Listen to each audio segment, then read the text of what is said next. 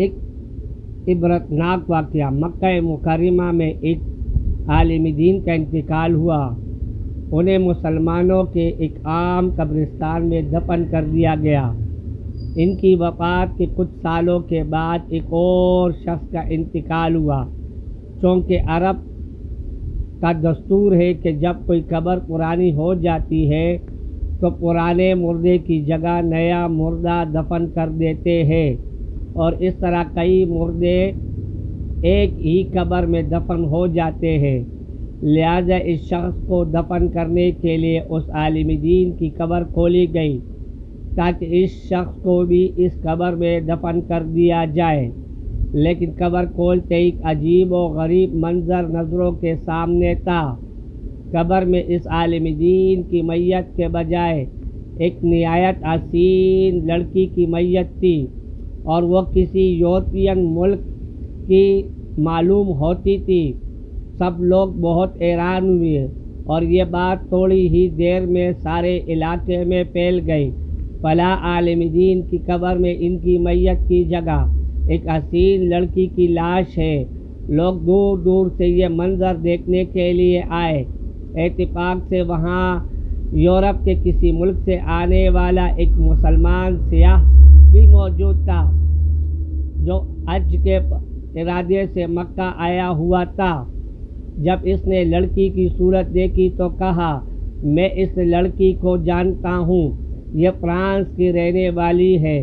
اس کا سارا گھرانہ عیسائی ہے، لیکن یہ خفیہ مسلمان ہو گئی تھی، اور اس نے مجھ سے بھی اسلام کی کچھ کتابیں پڑھی۔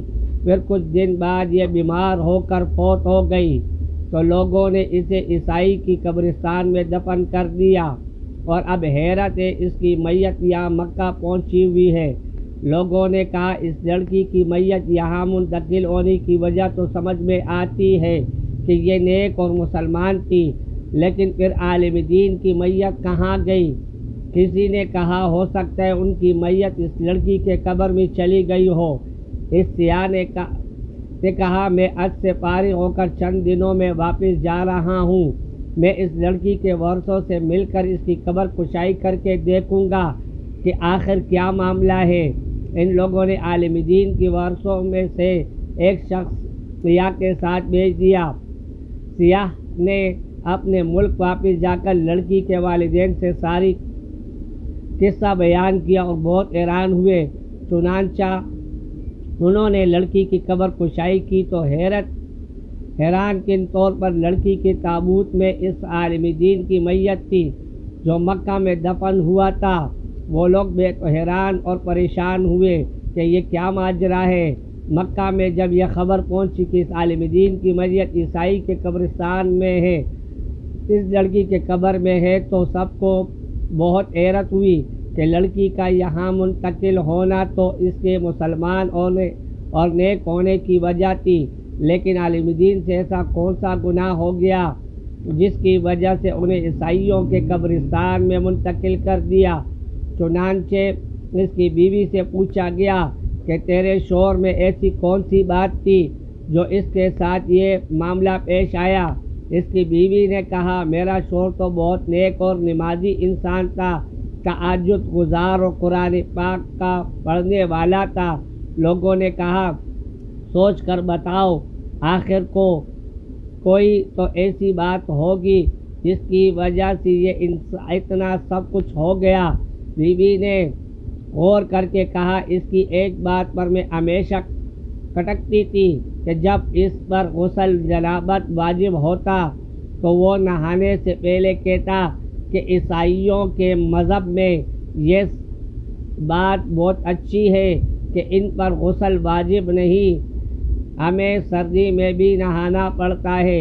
ہو سکتا ہے اس وجہ سے اللہ نے اس سے ان کے درمیانی پہنچا دیا جن کے طریقوں کو وہ پسند کرتا تھا اور اسلامی احکام اسے ٹھیک نہیں لگتے۔ ہو سکتا ہے میرے کچھ دوست اس واقعے کی صحت سے اور اس کے دیے گئے حوالے جات سے اتفاق نہ کریں، لیکن نبی کریم صلی اللہ علیہ وآلہ وسلم کی اس حدیث مبارکہ سے کون انکار کرے گا کہ جس میں آپ صلی اللہ علیہ وآلہ وسلم نے فرماتے ہیں کہ جو شخص کسی قوم سے محبت کرتا ہے اور اسی کے ساتھ محشور ہوگا.